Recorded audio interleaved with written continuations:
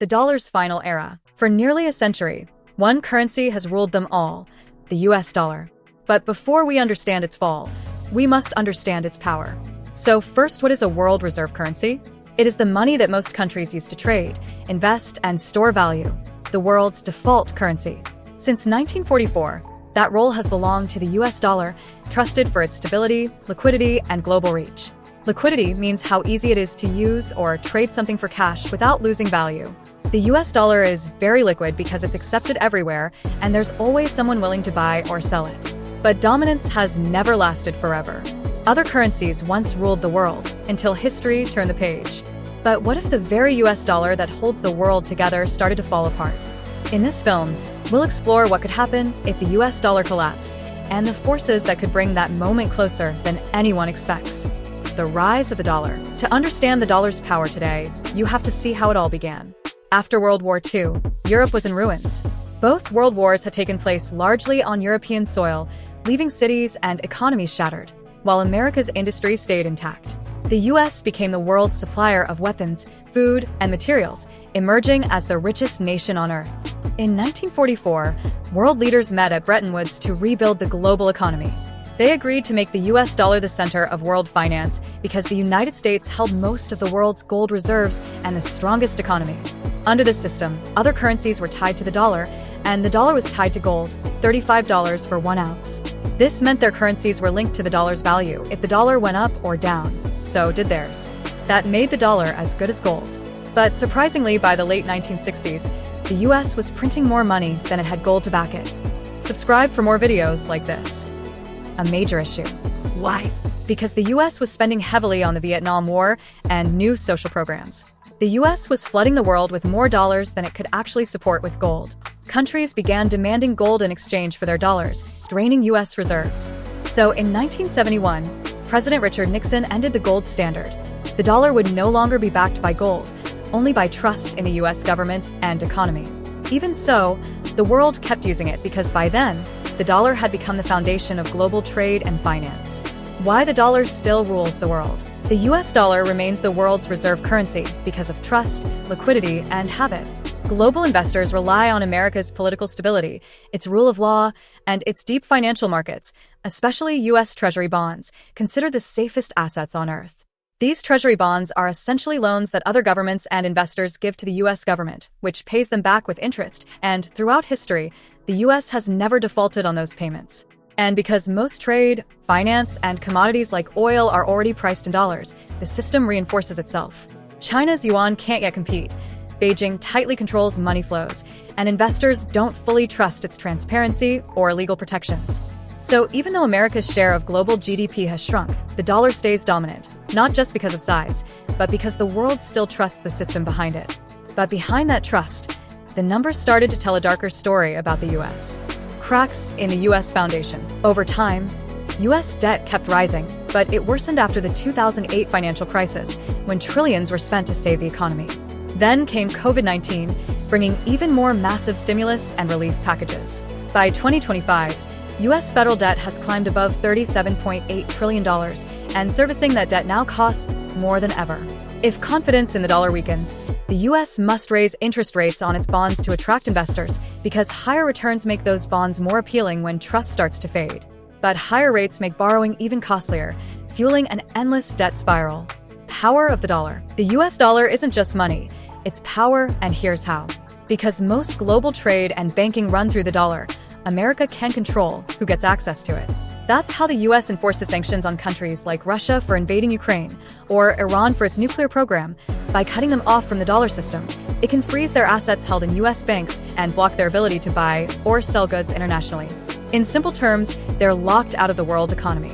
But this power also creates enemies. Countries hit by US sanctions are now working to trade without the dollar, building their own systems to avoid Washington's reach. And if the dollar ever collapses, some of those nations might see it as payback time, using their new alliances to isolate America instead. A world shifting away. It's not just America's rivals trying to move away from the dollar. Even allies like France have questioned why the US should control so much of the global system. Nations like Russia, China, and Iran are leading a de-dollarization push, trading more in local currencies, euros, or gold. Globally, the dollar still makes up about 58 to 60% of central bank reserves, down from 71% in 1999. A slow shift, but a real one. The BRICS nations, Brazil, Russia, India, China, and South Africa, now joined by new members like Saudi Arabia, are exploring a shared currency for trade outside Washington's influence. Economist Nouriel Roubini calls this the beginning of the end of dollar hegemony, while Paul Krugman reminds us that the dollar endures because no one else can replace it yet. The euro is the second most used currency in global reserves. Some investors see the European Union as more disciplined, with stricter banking rules and less dependence on debt. Many countries are slowly diversifying, holding more euros, gold, or yuan alongside dollars as global trust begins to rebalance. So, what would America actually look like if the dollar started to fall?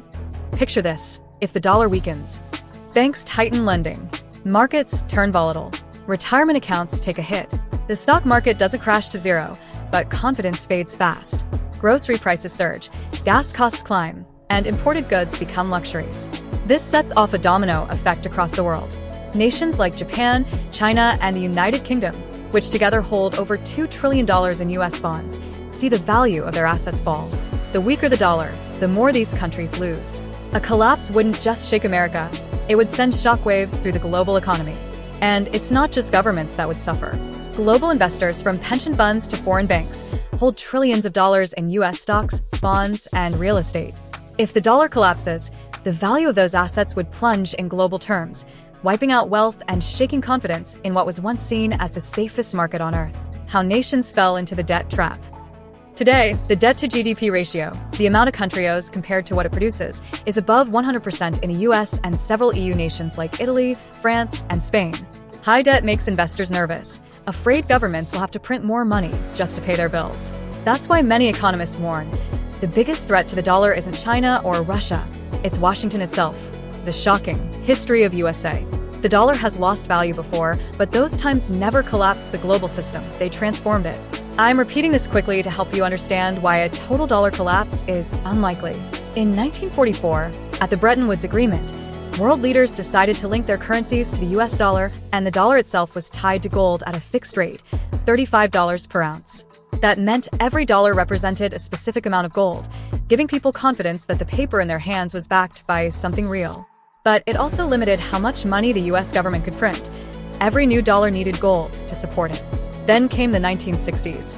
America was spending massively on the Vietnam War, social programs, and rebuilding efforts abroad, printing more dollars than it had gold to back. Other countries saw this and began exchanging their dollars for physical gold, draining US reserves. By 1971, President Richard Nixon had a choice: run out of gold or break the link. He chose the latter. He ended the dollar's convertibility into gold, turning it into what's called a fiat currency, money backed only by trust in the US government, not by gold or any other asset. Without that gold limit, the US could print freely, and by the mid-1970s, inflation exploded. Prices for gas, food, and housing surged, and the dollar lost much of its buying power. But it didn't collapse, because the US economy was still powerful, and the world had no safer alternative for trade or savings. These events proved that the dollar can fall sharply, but as long as global trust remains, it always finds a way to rise again.